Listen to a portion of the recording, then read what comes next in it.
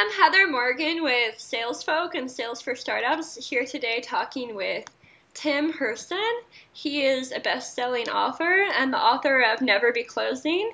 He comes from a really interesting background of creativity and innovation, but also marketing and sales. So we're going to talk today with Tim about sales and how salespeople can be more productive and useful. Thanks, Tim. Hey, how are you doing? Really, Nice to be here. yeah, thanks for talking with us today. So my first question is, how can salespeople be more useful? Okay, there are a number of aspects to the question, but I'll give you the short answer first, and then if you want, we can expand it. One of the things that is really, really clear is that we're in a sales kind of 2.0 environment. People know what it's like to be sold something, and they feel that. So everybody's had the experience of going into a store, for example, and the salesperson comes up and that all they want to do is sell you something. It's not about you. It's about them. Mm-hmm. So the first thing that a salesperson can do to be useful is to adopt a certain kind of an attitude, which is I want to be useful. I want to be helpful. What's important to me is not actually the sale in the end. What's important to me is, can I be of service in some way? Can I help develop a relationship in some way? So that's sort of the underpinning. If you do that, you can go into every single sales meeting, and this is not an exaggeration. You can go into every single sales meeting knowing that you're going to come out a success. Now, success doesn't necessarily mean making a sale, but what it does mean is delivering that thing that you mentioned, that is use. So we talk about a sales call or a sales conversation as a function of 3 acts. I'm going to skip the first 2 acts for a sec because I want to get to the use. The third act is where you deliver usefulness. We have an acronym in the book that we use, and it's the acronym USE for use. 3 ways that you can deliver usefulness. One is you can deliver understanding. You can literally help your client see the issue, see the problem in a way that they've never seen it before, in a way that actually opens up the ability to think creatively and productively about their situation. It's one of the best things that salesmen ever do, is actually give people a new perspective on their issues. So understanding is one way to deliver use. The second one is the S in use, and we call that sourcing. Often the salesperson has information, has contacts, has connections that could be useful to a client. They don't make me as a salesperson any money at all, but they'll be useful to the client. So let me give you an example. We're talking, I'm from Canada at the moment. And so let's say you wanted to open up a branch in Quebec in Canada. Mm-hmm.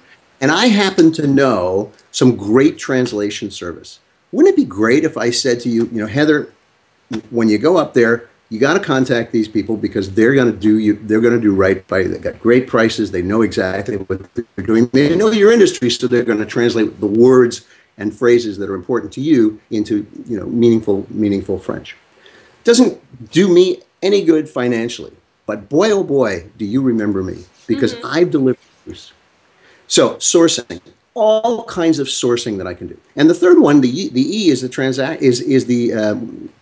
what we call the exchange, which is the transaction. And that's, in a sense, the subset of sourcing. That's where I deliver you a product or service that actually does make me money. Mm-hmm. So it's those 3 things: deliver understanding, deliver sourcing, and finally deliver a relevant and meaningful exchange. That's how you can deliver use to a client. Sounds like it's much more about relationship building and reciprocity than the way a lot of people think about sales, with like close. It's so true. We have an analogy that we use in our programs, which is the analogy of an archer. And we say, if you're an archer and you're trying to hit a target 100 yards away, if you sight in directly on the bullseye, you're not going to hit it because gravity's going to pull your arrow down. Mm. And so you have to aim above. Aim higher. Same with sales. Aim for the relationship, you're probably going to make the sale. Aim for the sale, you may very well get your arrow in the dirt. Right? It's exactly the same. I like that analogy a lot. I see a lot of that, and I think I take the same approach to sales, and I'm not someone who originally came from a sales background. I take the approach of where can you build that connection? Where can you find that commonality? And that's a lot of what my cold email templates that I consult on are. They're about like trying to find that common ground and create messaging that begins to build a rapport and gets people's guard down. Like you don't want to write an email all about you and your company. You want to write the first sentence that is a conversation starter. That is something you would write almost to a friend, not to someone you're just trying to sell. You know, it's so true. One of the markets that you're dealing with and that I deal with is folks who are in startup situations. Yeah. One of the, you know, it's a two-edged sword. When you're in a startup situation, I used to be in one. You're in one. You're in one now. We're so excited about what we do that we want to tell everybody everything. It's just we did this and we did this and we've got this. Yeah. But the other side doesn't. They don't want to hear that. Exactly. They want to talk about their issues and their problems. Yeah. So it's really important to start out with the connection that you talked about, the conversation. Yeah. I think ultimately the idea of relationship. The analogy I actually like to use, it's kind of funny. I like to say, don't take your clothes off on the first date. You're getting to know someone, you need to take it slowly. Don't just strip down at dinner. You know, you wouldn't do that. So why are you starting out telling them 1,000 things? It's a conversation. It's getting to know them. It's trying to understand what their pain points are, and where you can add value, where you can solve it, not just a list of 1,000 cool features that you have. Which, even under the best of circumstances, they would remember anyway. Exactly. Yeah, for sure. So, you know, you remember what's relevant to you. Yeah. You certainly, you know, coming back to the title of my book, you certainly never, ever remember someone for closing you. Yeah. You remember them for helping you. That's very true. So, on a similar note, what's the best scenario or situation where you've really been impressed with something a salesperson has done, either for you or one of your clients or just someone you know, where they've gone above and beyond and out of their way to be helpful and useful, and that got them the deal? Can you? So I have quite a few personal heroes who are salespeople. And one of them is a woman named Jan. Jan is a real estate agent. And I've had my home here for about 21 years. And every 5 years or so, I start getting restless. And because I was referred to her, I phone up Jan, the real estate agent. And every year, not every year, every 5 years, she shows us stuff and she takes us around and does a lot of work on our behalf. And usually, in fact, every time so far, in the end, we've said, you know what, we kind of like our home. We're going to stay here. And we've done this to her. You know, this sounds really terrible. We've done this to her about 3 or 4 times. This year, we are actually selling our home. Of course, we went to Jan. She's been so great to us. She has done everything possible to help us. In fact, often dissuading us because it wasn't a good deal in the past.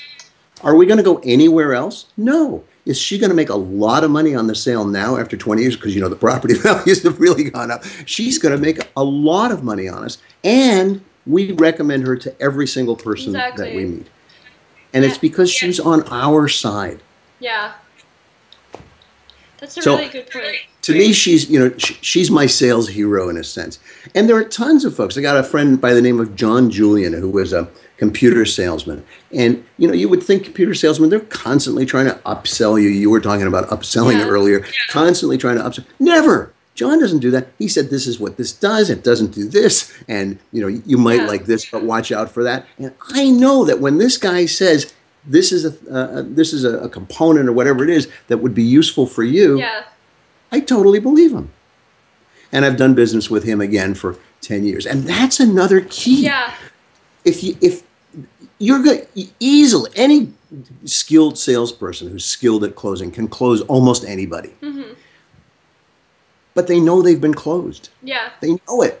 and they're never going to want to come back to you again. Yeah. But John Julian and Jan, am I going to go back to them again and again and again? So it's not the first sale, it's the second sale, the third, the 50th sale. Yeah.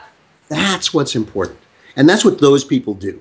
And I think that's what we try to embed in the concept of productive selling and the Never Be Closing book.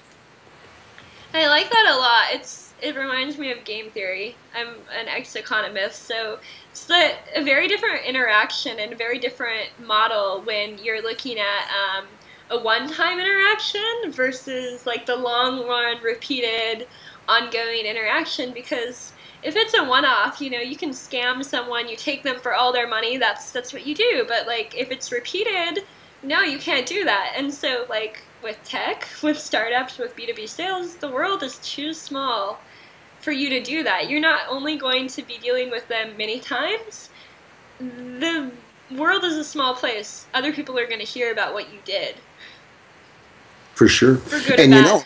know, on the startup side too, you know, let's say one of the things that you're trying to sell is yourself, obviously, and you want to get angels or VCs or whatever. The thing that everybody has to know eventually is it's not like they're buying something and then walking away. Yeah. You're getting married. Yeah, yeah. It is a relationship. And you better go into it with the idea that it's a relationship. It's not just a financial transaction. Yeah. They're going to be in bed with you for a long time, and you're going to be holding hands. You're going to be partners. So act like partners. Yeah, it's a really good point.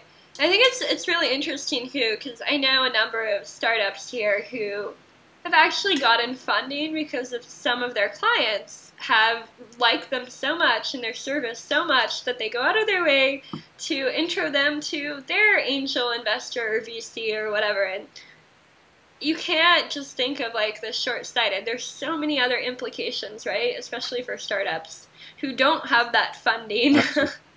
And you can't buy that. You know, you talked earlier about the cold call thing. Well, you know, if you can get people to cold call in a sense on your behalf, like what you're talking about, is there anything more powerful than that? Not only are you going to get in the door, but when you walk in the door, you know, you've got presence. Yeah. You've got cred right away. And it's only because you've been a decent person, a good supplier, a friend, a useful, whatever, you've kept your promises, whatever it is, that has allowed that to happen. So it's never one-off. There's no such thing as one-off, actually. Definitely not. If it is, you're going to burn a lot of bridges very fast. Yeah. So, on the topic of salespeople, what are some good questions or strategies for asking good questions so that salespeople can find out where they can be helpful? Yeah, it's really, that in itself is a good question, and it is. I've been literally studying questions all my life, and so it's a central part of the book and my own philosophy. So it's kind of almost hard to know where to start because it's questions that are the essence of everything. But let me give an example. So if I were to say, so you're calling from San Francisco and I'm in Toronto, and if I were to say to somebody, how far is it from San Francisco to Toronto? Or rather, it is far. I just screwed it up, of course. If I said it's far from San Francisco to Toronto, that's kind of like a dead statement. Yeah. People go, yeah, it is. But if I say, how far is it from San Francisco to Toronto? Then stuff is happening. You know, we're activating our brains. We think about time zones. So anytime you ask a question of any kind, what's happening is you're activating the brain in a totally different way than if you make statements. In other words, you're inviting participation into the conversation. And if you did a brain scan, you'd actually see that happening. So in one sense, any question is a good question. And there are also some general questions. You know, there's some great ones. One's not even in the form of a question, but it's a great one, which is just tell me more. You know, just tell me more is a powerful thing to do. But having said that, it's also important to understand who you're talking to. And in the book, we talk about dividing people up into 6 basic, what we call energizer types. That's people who are energized by different things. Some people are energized by results. Some people are I'm not going to go through them all now. But some people are energized by results. Some people are energized by process. Some people are energized by people, and so on. And you have to know who you're talking with in order to ask them the right questions. So if you're a person, Heather, who's energized by people, and I can recognize that by various signs that you give, and I start talking to you about the detailed specs of a particular product, you're not interested. Yeah. So a good question for you is, if you're that kind of person, is how's this going to affect your people, Heather? Mm-hmm. And suddenly you're going to start engaging. If you're a person who is a results-oriented person who's energized by results, I might say, in the best of all possible worlds, what's the best bottom line for you? And suddenly that person is engaged because it's how they see the world. Mm-hmm. So even when you're talking about questions, there's in a way no such thing as the magic question. Yeah. What there is the magic of questioning, which is a different thing. So there's lots and lots and lots of possibilities. Again, having said that, one of the most powerful things that you can do with anyone is simply to invite them. Tell me more. Tell me more. I like that. Yeah. I think there are a lot of different strategies too with open-ended versus very guided questions. And the way I usually do it, there's two different ways. You can start with the more open-ended if you don't know much about them, and then go in deeper as you investigate, kind of like a journalist would. But if you know a certain amount about them, you can direct that conversation more from the beginning, which is, I think, where a lot of the social selling stuff comes in with, you look them up on Twitter and Facebook and LinkedIn for 2-3 minutes, and you find out a little bit more about who they are. And even like with tweets, you can see a lot about how they think, even in writing style, the way they tweet or post or blog or whatever. We've got an uberly cool tool in the book that we call No Wonder. And you talked about doing research. So, the research thing is kind of a two-edged sword, because if you Google me or I Google you, like 30,000 hits, 400,000 hits, like where do you start? Yeah. So one of the really nice things to do is actually to start with human beings. Yeah. So I might say, Heather, do you know such and such a person, or do you know the industry that they're involved in? And it helps me get a little bit of a focus on. Once I've done that, we use the No Wonder tool, which is so cool. It's so simple. What you do is you take a piece of paper and you make a T-square, so they're on one side, and you label one side. On this side, you label it no, and the other side you would label wonder. And you say, what do I know about this person, this industry, the situation, and so on. So you write all that stuff down. And then the other side, you say, what do I wonder about that? And that becomes kind of your research agenda. And when you do that, create a research agenda, then what you can do is you can begin very, very unbelievably efficiently to start looking for things that can become the subjects of conversations between you. And what we say is that what you want to do is you just generally want to come up with about 5 questions that will form the agenda for your entire meeting. Yeah. And the reason 5 is, 2 or 3 may, they may not go anywhere, and so you need to be able to shift. And 10 is probably too many. Yeah. It's probably overkill. But if you come up with 5 questions for the beginning of every meeting, you should be able to have a really interesting, productive meeting, and productive for both of you, not just for you, this person who's selling, but productive ultimately for the other person. Wouldn't it be great if every time you left a meeting, the other person, whether they bought or not, felt, wow, that was a good use of my time. That was a good use of my time. And you can actually do that by following some of these tools, let's call them.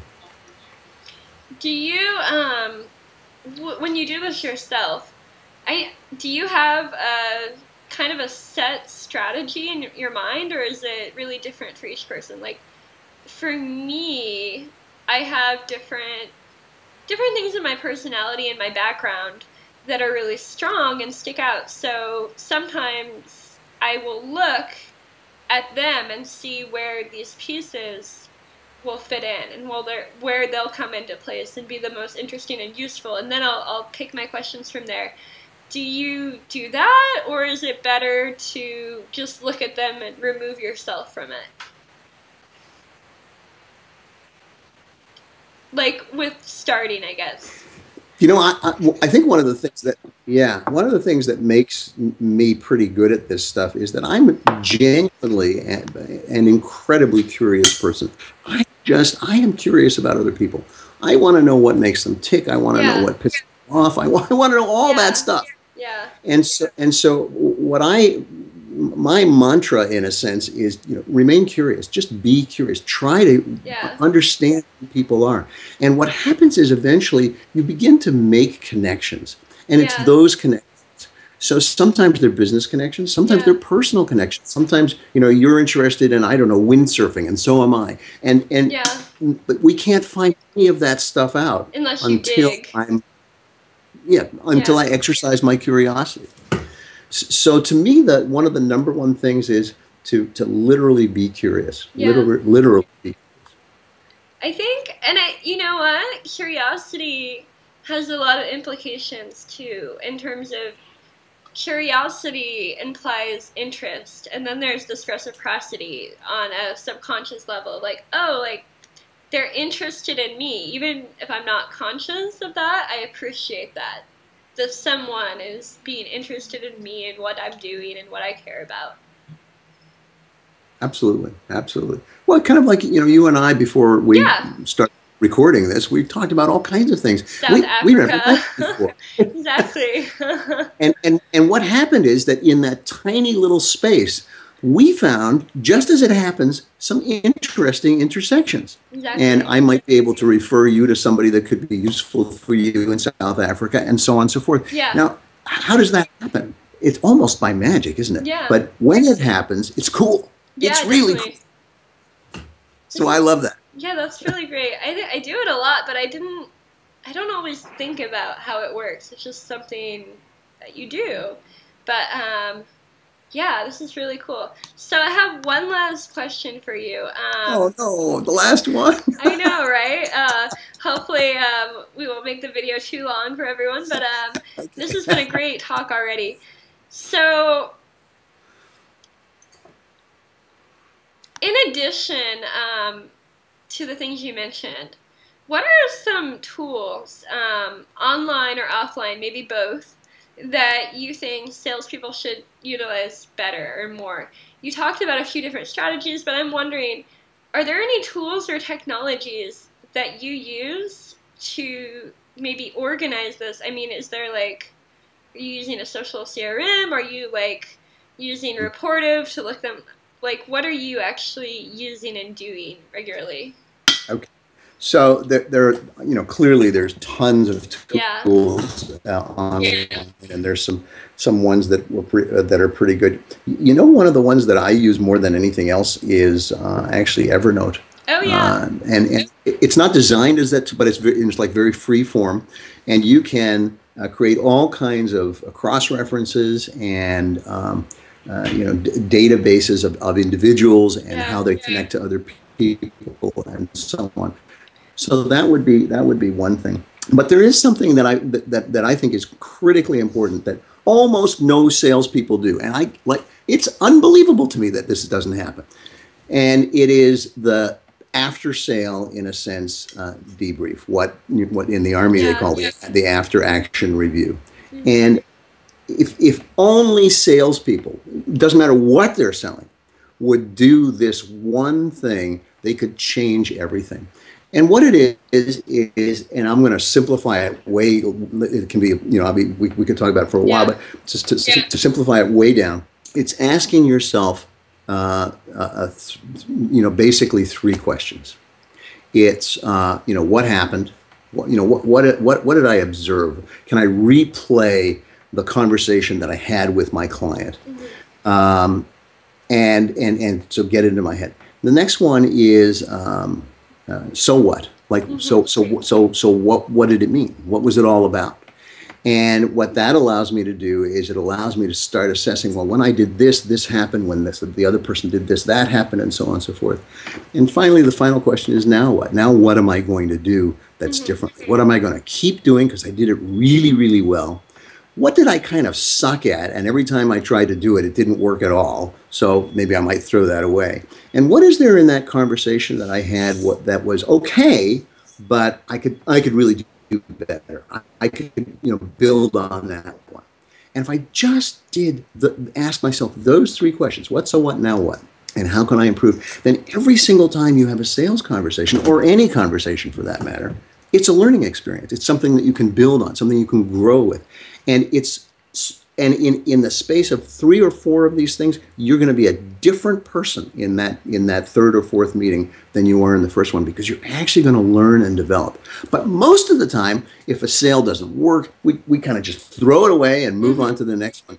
What a tragedy. You've got this huge treasure chest of knowledge and learning that's available to you. Use it, for goodness sake. Yeah. So to me, that's one of the things. If anyone walks away from anything that we ever do, it's that internal debrief that says, what actually happened? What did it mean? And what am I going to do now? Wow. The world would be a different place. Not only the world of sales, the everything, world. Yeah. Yeah, no, I think We just did that. That's a really good point. I think reflection makes a really big difference in everything, and you can really see when someone is reflective versus not in their life and how their life is going, and how deep they go with their reflection too. Like how critical, how sharp are their critical thinking skills? Like how skeptical are they of themselves versus someone who just buys their own bullshit. So exactly. Exactly. And the odd thing is, it doesn't have to take long, and it's a great discipline. Even if you don't get anything, of the kind of thing that we're talking about now, just by reviewing your meeting in that way, you can often pick up things in review that you say, oh man, I missed that then, but now I have an opportunity to follow up with this client, because I remember that we discussed this particular thing, and I have something that I can offer in that regard. But too many people said they just close the door on it. That's it, finished. Next meeting. Yeah. Man, you got to give yourself a chance to breathe. Yeah, I think it's hard for a lot of salespeople too, with crazy quotas. Like, let's just keep hitting and hitting and hitting. I was talking to a friend of mine though who does enterprise sales about how much better they feel when they actually slow down and just like focus, and then they actually end up with higher results, and there's some like internal management struggle too. Right. But it's like obvious, but it's such a challenge. Right. Well, and the other side of that too is that, and this sort of circles back to what we started in the beginning. Your client knows whether all you're after is the sale, and you're going to forget about them in the next 2 minutes after your meeting. They know it. Yeah. But if you actually have a genuine interest, what you can do is you can actually use that debrief that we talked about to circle back once again with the client. Hey, I thought about this because you had mentioned something. So it's giving yourself an opportunity for the personal development, the self-development, but it's also a way of reviewing the meeting to find other possible things that can be the basis for a relationship between the two of you. And that's critical. That comes back again to, am I satisfied with one sale, or do I want 10 or 100? Yeah, definitely. Well, this has been really excellent. Thank you so much for talking with me today, Tim. Okay. Thank you. This video has been brought to you by Salesfolk and Sales for Startups. Visit us at salesfolk.com and salesforstartups.org. Thank you.